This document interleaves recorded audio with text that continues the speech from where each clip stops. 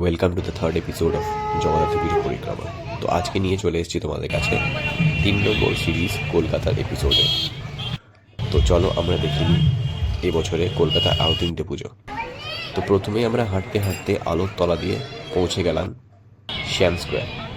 এই শ্যাম স্কোয়ারের পুজো কলকাতার খুব বিখ্যাত পুজো। এটি 49 ইয়ার্সে কিন্তু এবারে পড়ল। এখানে মাঠে সুন্দর একটি মেলা হয়, আর মেলার মাঝখানেই কিন্তু শ্যাম স্কোয়ারে এই পুজো প্যান্ডেলটা থাকে। তো আস্তে আস্তে আমরা ভেতরে ঢুকে যাচ্ছি, তো তোমরা দেখতে থাকো। বেশ সুন্দর একটা পুরোনো আমলের একটা প্যান্ডেল করেছে, বেশ ভালো লাগলো। আর মাকে দেখো, ওহো হো কি অপূর্ব রূপ মায়ের। আর ঝাড়টা দেখো, এত সুন্দর ঝাড় বাগবাজারেই সম্ভব। আর মায়ের মুখটা তো সেই মনে হচ্ছে বাগবাজারের সেই দুর্গা প্রতিমা। এরপরে আমরা হাঁটতে হাঁটতে আলোর তলা দিয়ে পৌঁছে গেলাম আমাদের পরবর্তী, যেটা রাজবল্লভপাড়া সার্বজনীন। এখানে তখন ভোগ দেওয়া হচ্ছিল, তার জন্য একটু তোমাদের সাউন্ডটা তোমরা বুঝতে পারবে, তারা অ্যানাউন্স করছিল।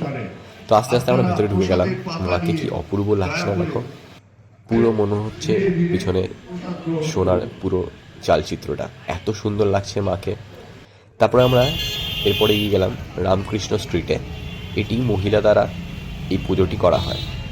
এটাও বেশ সুন্দর ছিল, বেশ গ্রাম্য একটা পরিবেশ, দারুণ লাগছিল এই পুজোটা। তা আস্তে আস্তে আমরা ভেতরের দিকে এগিয়ে গেলাম। ওরা বেশ সুন্দর একটা কাজ করেছে, একটা গ্রাম্য পরিবেশ তুলে ধরেছে।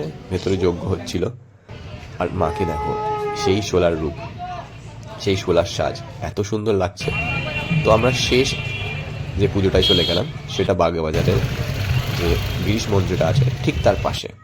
এখানেও মাকে কিন্তু অসাধারণ লাগছিল। আমরা অনেকক্ষণ ধরে মায়ের রূপ দেখছিলাম দাঁড়িয়ে দাঁড়িয়ে। Follow for more. টাটা।